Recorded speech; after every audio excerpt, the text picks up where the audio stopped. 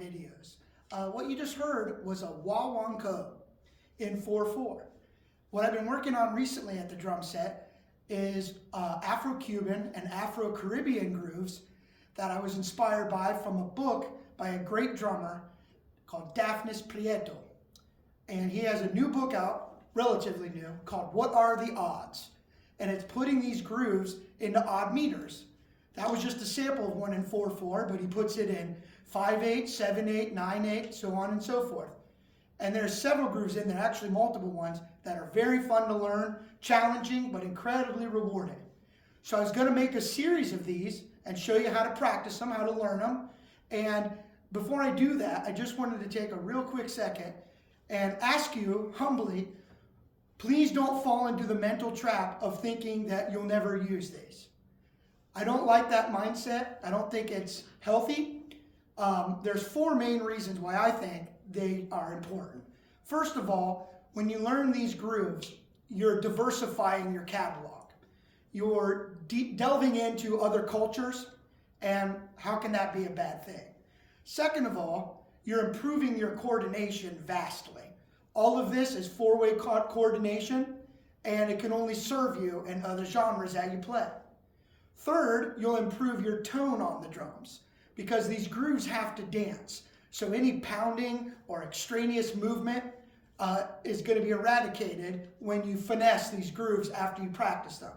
And it'll finally improve your touch in tone production is what I mean to say. So there's four reasons right off the bat. And lastly, it's fun. So there's the fifth most important reason. And why not challenge ourselves? So having said that, that is the Guaguanco. Now remember, this is a drum set adaptation of a Guaguanco. Now, what is a Guaguanco, you might ask? And that's an excellent question. What it is it's an Afro-Cuban dance that is normally played what they call on folkloric instruments. And in this instance, the congas, 3 of them to be exact. The highest being the quinto, which I'm replicating here with my snare drum. Snares off, mind you. The second drum is the tres golpes, or tres dos, which I'm replicating with the high tom. And finally, the tumba, the lowest conga, I'm playing with my foot. Okay? The clave, which is normally played, you guessed it, on claves, is that rumba pattern.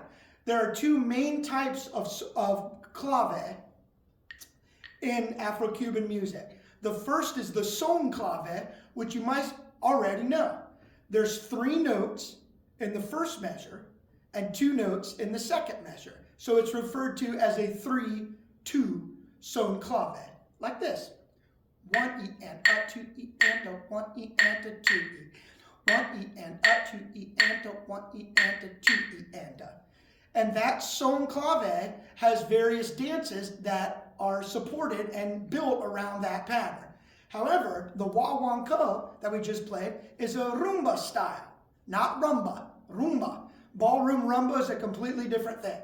This rumba is based on the rumba clave, believe it or not.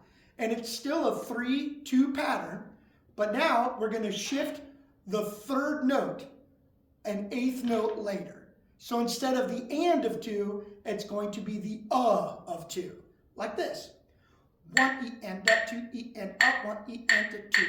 The 1 E and a 2 E and a 1 E and a 2.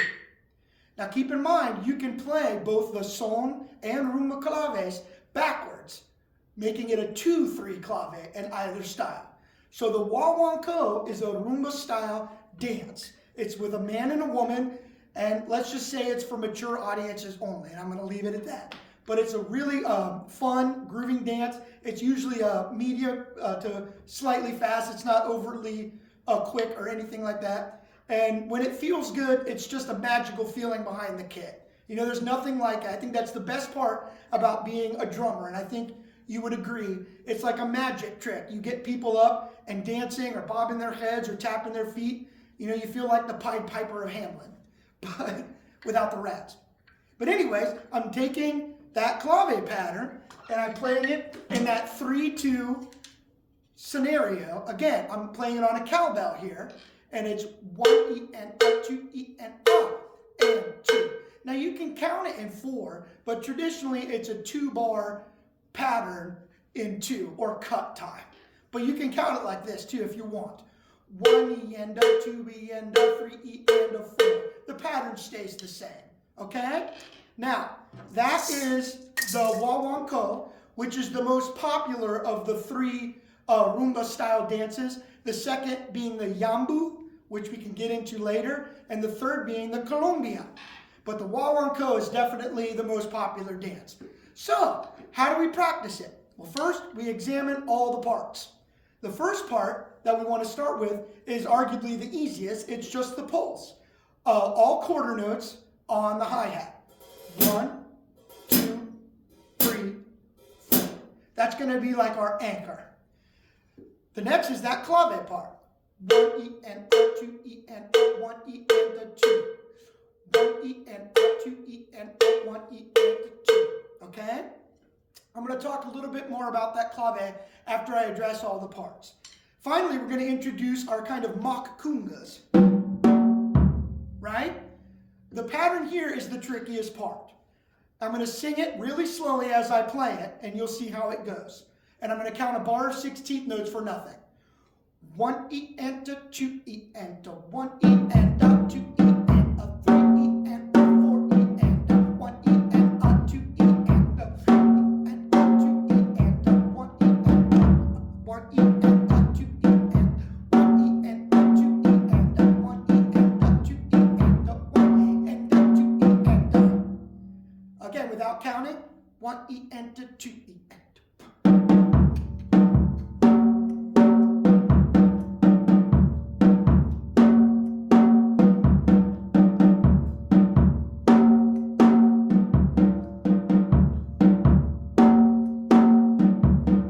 Aside from the little mistakes I was making there while I was counting, that's the pattern.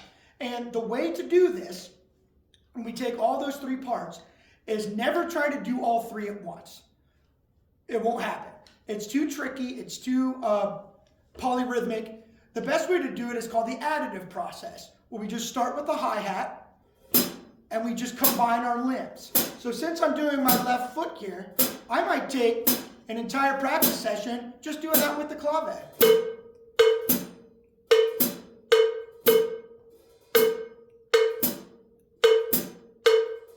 Just feeling how those two kind of play together.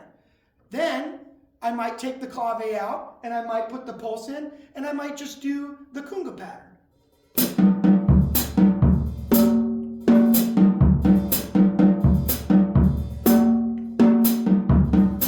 And if you can't do all of the kunga pattern at once, totally fine. Maybe just do the first beat for a few measures.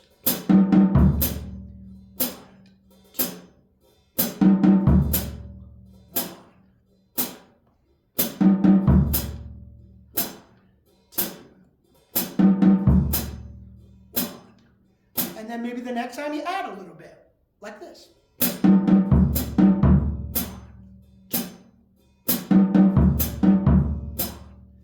You get the idea. Until finally you're building it up where you're only giving your brain so much at one time to process things. Because if you attack all at once, the brain just can't absorb it.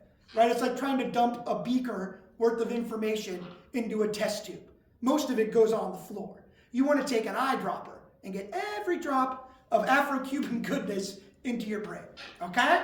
So having said that, then we can take the feet out, let's say, or at least the left foot, and maybe we can just combine the hands. For example, right off the bat, I've got what I like to call a point of connection between my cowbell and my bass drum, right? Notice that when you're practicing, and it'll help with muscle memory. Last note on the clave is not with the bass drum that time. Once again, just that first measure. And. Right? And 2, and. Then I might add the first note of the quinto in there, or forgive me, the tres dos.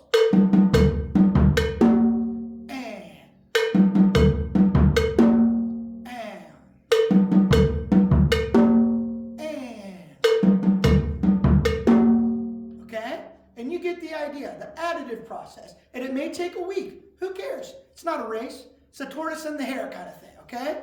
Now, a couple of pointers. When you're playing on the open snare drum, you can also play it as a cross stick.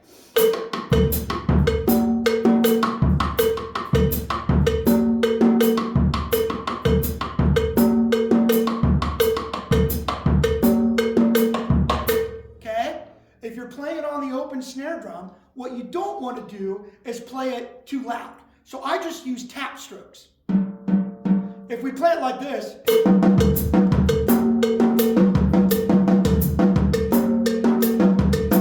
no good, right? It doesn't dance. Especially when we pick the tempo up, it's going to sound clumsy. So we keep it down at a tap level.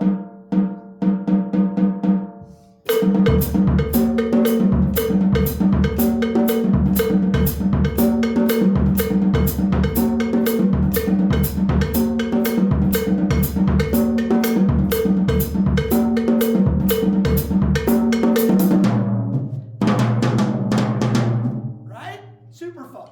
Okay, so that's the guaguanco with the clave. Now, addressing the clave, it's very important to know that is a duple adaptation of the original triple African pattern. For example, the son clave is traditionally in 6/8. It's a triplet-based pattern. So 1, 2, 3, 4, 5, 6. 1, 2, 3, 4, 5, 6. 1, 2, 3, 4, 5, 6. 1, 2, 3, 4, 5, 6. That's the son pattern. 1, 2, 3, 4, 5, 6.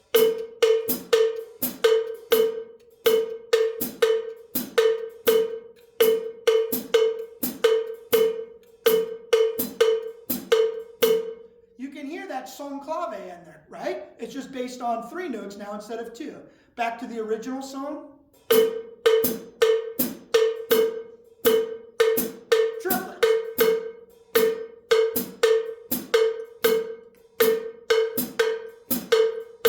Now, as I've read, the way it feels the best is if you can somehow make it feel like both of those are happening concurrently, like in the cracks, like New Orleans style second line drumming. That's when it's just right. Then the rumba clave in 6/8 is very much like the 6/8 song.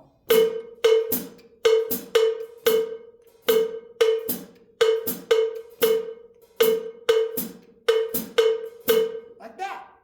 Okay? So that's important to know that that bell pattern, that clave that we were starting with, has an ancestor, that African triple-based pattern. Okay? Now you can play that guaguanco with cascara. That play means literally on the shell. And timbaleros will play on the shell of the timbales while they're playing patterns in the style or the dance they're playing. Sorry, I can't speak.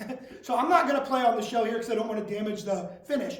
I'm going to turn my stick over and just play on the rim. And the cascara pattern is just... Oh, forgive me, no. That's 2-3. And 3-2.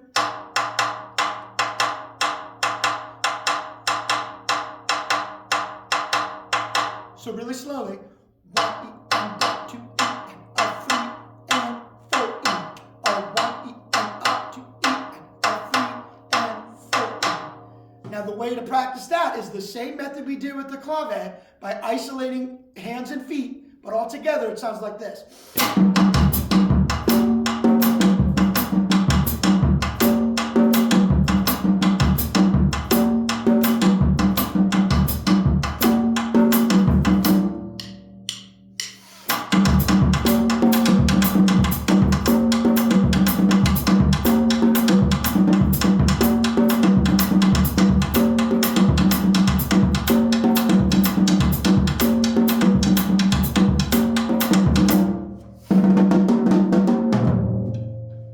Cool? So, that's the cascara. So that's just one pattern we're talking about. And this book is sensational. It takes you through a bunch of different Afro-Cuban, Afro-Caribbean grooves, and then challenges you in the odd meter. So let's try that cascara again.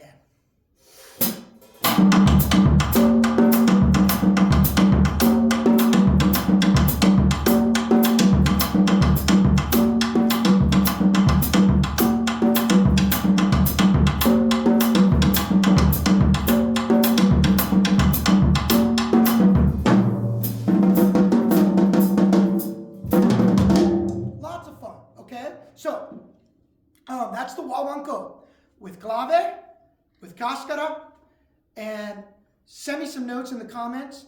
Let me know what you think. Show me how you're practicing these and if you like them. And if you do like them, I would be happy to do more of these videos, do more of the styles from the book or whatever, and we can explore them together, okay? Let's try that cascara one more time.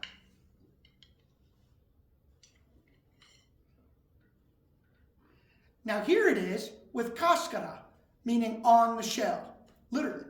So I'm not going to play it on the shell here. I'm going to play it on the rim to kind of protect the drum. But it's a ostinata, it's the pattern, and it goes like this. 1 E and 2 E and 3 and 4 E. 1 E and 2 E and 3 and 4 E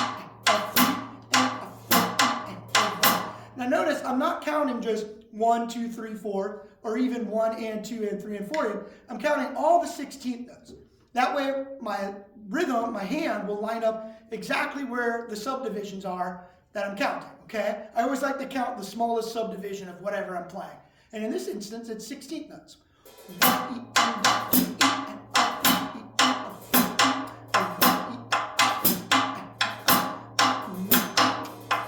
E. Now notice it's not supposed to be.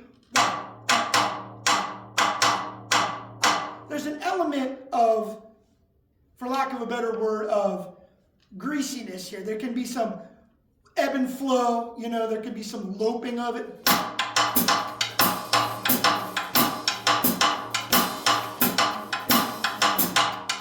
That dances more. Now the congas.